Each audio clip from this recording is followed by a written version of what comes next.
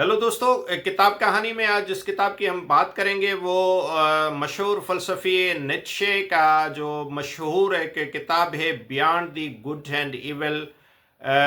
जो है वो उसके जो फ़लसफ़े का किताब है उस पर के बारे में हम उसका जो खुलासा और उसकी जो चंद चीज़ें हैं जो हमें अपनी ज़िंदगी का फ़लसफ़ा समझने में मदद देती हैं, तो उस पर हम डिस्कस करेंगे। बियॉन्ड द गुड एंड एवल जो है जर्मन फ़िलसफ़ी फ्रेडरिक नीत्शे की एक बहुत ही अहम किताब है जो पहली बार 1886 में शाया हुई थी। इस किताब में नीत्शे ने जो मगरबी फ़लसफ़ा है उसकी अखलाकियात, उसके मज़हब और सकाफ़त के रवायती तसव्वुरात पर तनकीद की है और नए फ़िक्री तरीक़ों की तजवीज़ भी उसमें पेश की है। इस किताब में जो बुनियादी बातें की गई हैं उसमें एक जो अखलाकी इक़दार पर जो तनकीद की गई है, नीत्शे जो है वो रवायती एक अखलाकी इक़दार हैं उनको चैलेंज करते हैं और ख़ास तौर पर वो इक़दार जो ईसाइयत और मगरबी फ़लसफ़े में पाए जाते हैं, और उनके मुताबिक ये इक़दार जो है इंसानी आज़ादी और तख्लीकी सलाहियतों को बहुत महदूद कर देते हैं। और उसके साथ साथ वो नए फ़लसफ़े की ज़रूरत पर भी बात करते हैं और नीत्शे एक ऐसे नए फ़लसफ़े की तजवीज़ पेश करते हैं जो ज़िंदगी की तस्दीक करता है और इंसानी सलाहियतों को परवान चढ़ाने पर ज़ोर देता है।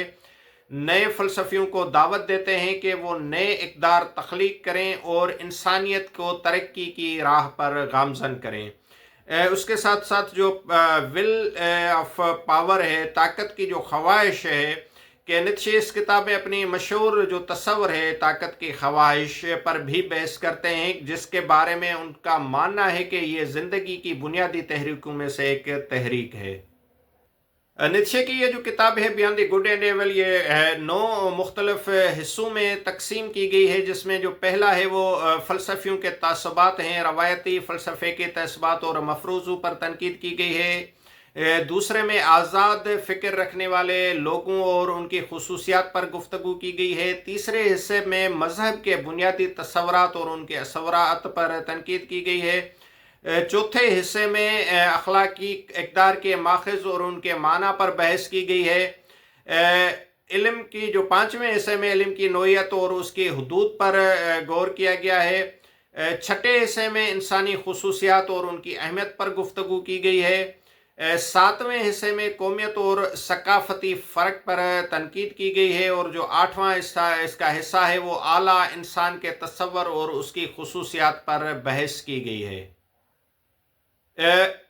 किताब beyond the good and evil की जो अहमियत है वो है कि नीत्शे के फ़िक्री निज़ाम का एक ये अहम हिस्सा है जिसने फ़लसफ़े, अदब और सकाफ़त पर बहुत गहरा असर डाला है।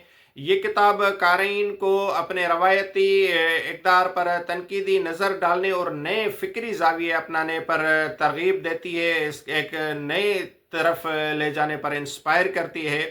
और उसने जो इस किताब में नीत्शे ने 7 अहम सबक जो लेसन्स बयान किए हैं वो ये कि एक तो रवायती अखलाकियात को चैलेंज करें और समाजी उसूलों पर सवाल उठाएं। दूसरा ये कि इनफरादियत को अपनाएं और समाज की तवक्कुआत के बजाय अपनी शनाख्त पर तवज्जो दें। तीसरा ये है कि ताकत की जो ख्वाहिश है उसको पहचानें और उसे ज़ाती तरक्की के लिए इस्तेमाल करें। तकालीफ को तरक्की का ज़रिया समझें और उनसे भागने के बजाय उनका सामना करें।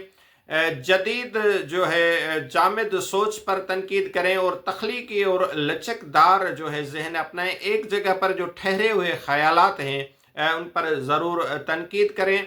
फ़लसफ़ियों के वो नए इक़दार तख्लीक करने वाले के तौर पर देखें, महज पुराने तसव्वुरात के मुहाफ़िज़ के तौर पर नहीं।